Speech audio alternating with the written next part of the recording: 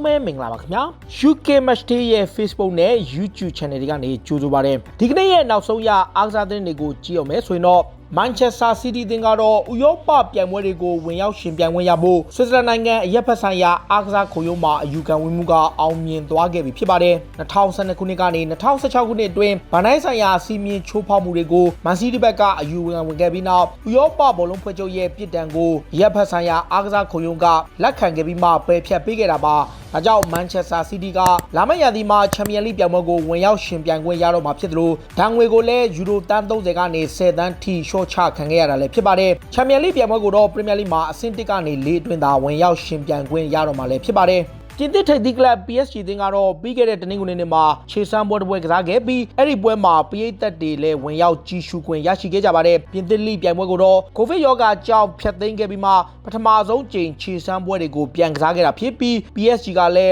းဒုတိယတန်းကလဟာဗီအသင်းနဲ့ကစားခဲ့တာပါအဲ့ပွဲမှာဂိုးပြက်အနိုင်ရတယ်ဆိုတာထက်ဒီပွဲမှာလဟာဗီအသင်းရဲ့ကွင်းမှာပရိသတ်9000တီဝင်ရောက်ကြည့်ရှုခဲ့တာလည်းဖြစ်ပါတယ်ပုံမှန်အားဖြင့်ပရိသတ်2000ခွဲဆန်းတဲ့ကွင်းမှာပရိသတ်9000တီဝင်ခဲ့တာကြောင့်9ပုံတီဝင်ခွင့်ပေးတဲ့ပြင်သစ်လိပြိုင်ပွဲမှာလာမယ့်ရာသီတွင်ပရိသတ်တွေပါကွင်းတွင်းကိုဝင်ရောက်ဖို့ပါတာဝန်ရှိသူတွေကဆွေးနွေးနေပြီလို့ဖော်ပြထားတာလည်းဖြစ်ပါတယ်ဘာဆိုနာသင်းရဲ့ဥက္ကဋ္ဌဘာထရိုမေယူကတော့သူတို့ရဲ့ကွင်းလက်ကစားမဟောင်းဂျာဗီကတော့ကလပ်သင်းရဲ့နီးပြဖြစ်မကြခင်မှာပဲဖြစ်လာလိမ့်မယ်လို့ဆိုလိုက်ပါတယ်ဂျာဗီဟာကာတာကလပ်သင်းမှာတနစ်သက်တမ်းတိုးစာချုပ်ချုပ်ဆိုထားတာကြောင့်2020-2021ခုနှစ်ထိစာချုပ်ကြန့်ရှိနေသူဖြစ်ပြီးအဲ့ဒီစာချုပ်ကုန်ဆုံးမှာကကက်တလန်သင်းကိုပြောင်းရွှေ့ပွဲရှိတယ်လို့ဆိုတာပါဘာဆိုနာအသင်းတာဝန်ရှိသူတွေကတော့သူတို့ရဲ့ကစားမဟောင်းကိုနီးပြသိခံဖို့လိုရှိနေစေဖြစ်ပြီးလာမယ့်ရာသီကုန်မှာတော့သူတို့ကဂျာဗီကိုအရခေါ်ယူသွားမယ်လို့မာကာသတင်းစာမှာဖော်ပြထားတာလည်းဖြစ်ပါတယ်ဘာဆိုနာသင်းကတော့သူတို့ခေါ်ယူခြင်းနေတဲ့လိုထာရိုမာတီနက်စ်ရဲ့အပြောင်းရွှေ့ကို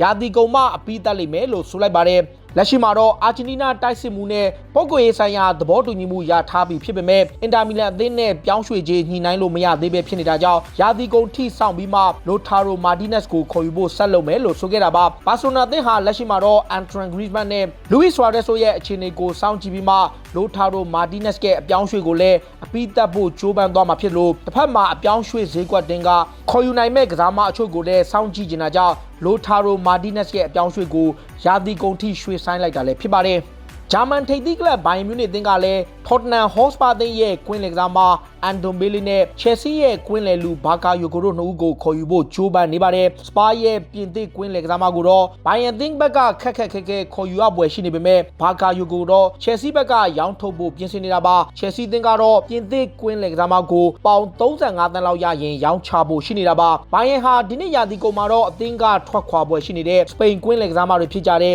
ဒီယာဂိုအယ်ကန်တာနဲ့ဟာဗီယာမာတီနက်စ်တို့နှစ်ဦးနေရာမှာအစားထိုးဖို့ကြိုးပမ်းနေတာလည်းဖြစ်ပါတယ်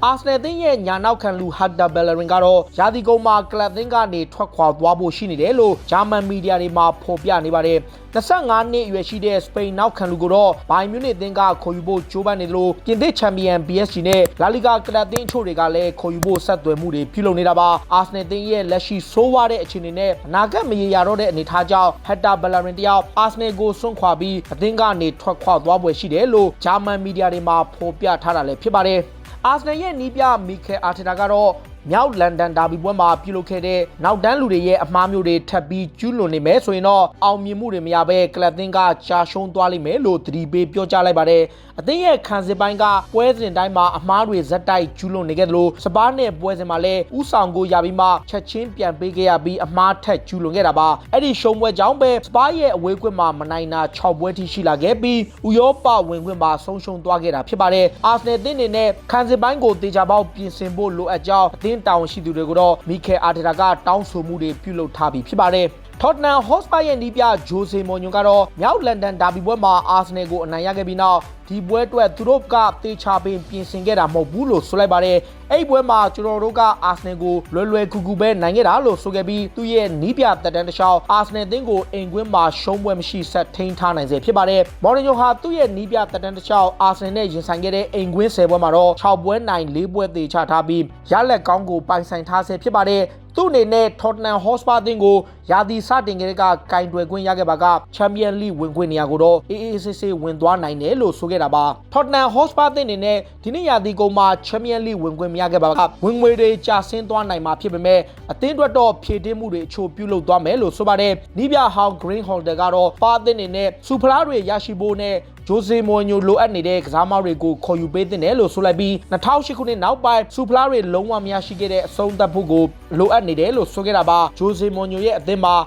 သူလိုချင်တဲ့ကစားမတွေကိုဥက္ကဋ္ဌဒန်နီယယ်လီဘီကဖြည့်တင်းပေးတဲ့လို့နီးပြဟောင်း Green Hotel ကတိုက်တွန်းပြောကြားလိုက်တာလည်းဖြစ်ပါတယ်။ Manchester United ရဲ့ပေးသက်တူကတော့သူအမွေရရှိထားတဲ့ဝင်ငွေတွေအားလုံးကိုပြိုင်ဘက်လီဗာပူးအသင်း Premier League မှာချန်ပီယံဖြစ်ရမယ်ဆိုပြီးလောင်းခဲ့ပါတယ်။55နှစ်အရွယ်ရှိတဲ့ Tony Walker 2019ခုနှစ်တုန်းကသူ့ရဲ့မိခင်သေဆုံးသွားခဲ့ပြီးနောက်မိခင်ခြံထားတဲ့အမွေတွေကနေပေါင်9500ထိကိုလောင်းခဲ့တာပါ။လီဗာပူးဘက်ကနေချန်ပီယံဖြစ်ဖို့6444နဲ့ပေါင်9000ကျော်လောင်းခဲ့ပြီးမှအမြတ်ဆုံးကပေါင်4000နီးပါးထိရရှိခဲ့တာလည်းဖြစ်ပါတယ်။ United ရဲ့ပြည်သက်ချို့ကတော့ထိုနီဝါရဲ့လုပ်ရက်ကမှားယွင်းတယ်လို့ဆိုခဲ့ပေမဲ့သူကတော့လီဗာပူးအသင်းဒီနှစ်မှာတေချာပေါက်ချန်ပီယံဖြစ်မယ်လို့ယုံကြည်မှုကြောင့်လောင်းခဲ့တာဖြစ်တယ်လို့သူ့ရဲ့မိတ်ဆွေတွေကနေပြောကြားခဲ့တာလည်းဖြစ်ပါတယ်ဂျူဗန်တက်စ်အသင်းကလည်း Manchester United ရဲ့ကွင်းလယ်ကစားမဖောဖောပါကိုခေါ်ယူဖို့ကစားမ2ဦးထိအလိုက်ပေးပြီးဂျိုးပန်းနေပြီဖြစ်ပါတယ်ဂျူဗန်တက်စ်ကဥက္ကဋ္ဌအက်ဂနယ်လီကတော့ကွင်းလယ်ကစားမအာရွန်ရမ်ဇင်းနဲ့အာဒရီယန်ရာဗီယော့စ်တို့2ဦးကိုအလိုက်ပေးပြီးဖောဖောပါကိုပြန်ခေါ်ချင်နေတယ်လို့ဆိုတာပါဂျူဗန်တက်စ်အသင်းမှာခြေစွမ်းပြခဲ့မှုတဲ့ပြင်သစ်ကွင်းလယ်ကစားမကိုတော့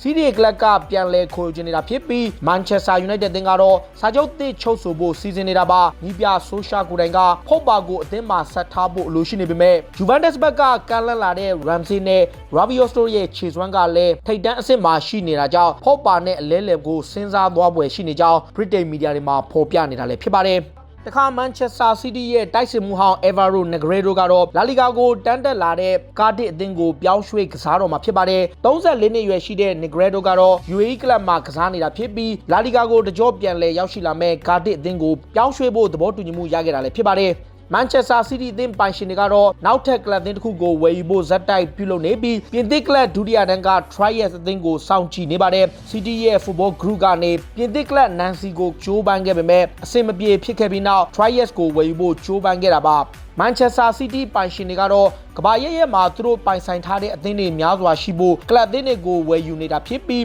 ပြင်သစ်ဒုတိယတန်းက Troyes ကိုယူရို10သန်းနဲ့ဝယ်ယူဖို့သဘောတူညီမှုရလို့နီးပါးဖြစ်နေတာလည်းဖြစ်ပါတယ်။လီဗာပူးအသင်းကလည်းနောက်ခံလူဒေဂျန်လိုရန်ကိုရောင်းထုတ်ဖို့ပြင်ဆင်နေပြီးအခြားနောက်ခံလူတူးနဲ့အစားထိုးဖို့ကြိုးပမ်းနေပါတယ်။32နှစ်အရွယ်ရှိတဲ့ Croatia နောက်ခံလူကတော့ယာဂန်ကလော့ရဲ့အသင်းမှာစရုတ်တာဦးစားပေးနောက်ခံလူဖြစ်ရှိနေတာပါ။သူကတော့ဇန်နဲ့အသင်းကခေါ်ယူဖို့ကြိုးပမ်းနေပြီးလီဗာပူးကပေါင်တန်း30လောက်ထိလိုချင်နေတာလည်းဖြစ်ပါတယ်။လိုဗရန်ကိုရန်ကလည်း AC Milan ကိုပြောင်းမယ်လို့သတင်းတွေထွက်ပေါ်နေပေမဲ့ရုရှားကလပ်ကိုလည်းပြောင်းရွှေ့သွားပွဲရှိနေတာပါတခါ Chelsea အသင်းကလည်း Real Madrid ကထွက်ခွာမယ်လို့သတင်းတွေထွက်နေတဲ့လူကာယိုဗစ်ကိုခေါ်ယူဖို့စိတ်ဝင်စားလာပါတယ်။ Chelsea ကတော့နွေရာသီပြောင်းရွှေ့ကာလအတွင်းဂျာမန်တိုက်စစ်မှု Timo Werner ကိုခေါ်ယူထားပြီးဖြစ်ပေမဲ့ Tammy Abraham ရဲ့ခြေစွမ်းပိုင်းကိုအားမရတာကြောင့်22နှစ်အရွယ်ရှိတဲ့ဆာဘီယာတိုက်စစ်မှုယိုဗစ်ကိုစိတ်ဝင်စားလာတာလည်းဖြစ်ပါတယ်။ Real Madrid ကတော့သူတို့ရဲ့လူငယ်တိုက်စစ်မှုကိုရောင်းထုတ်ဖို့ပြင်ဆင်နေပြီးပေါင်တန်း40လောက်ရရှိပါကရောင်းချသွားပွဲရှိနေတာပါ။ Chelsea ဘက်ကခေါ်ယူဖို့စိတ်ဝင်စားနေတဲ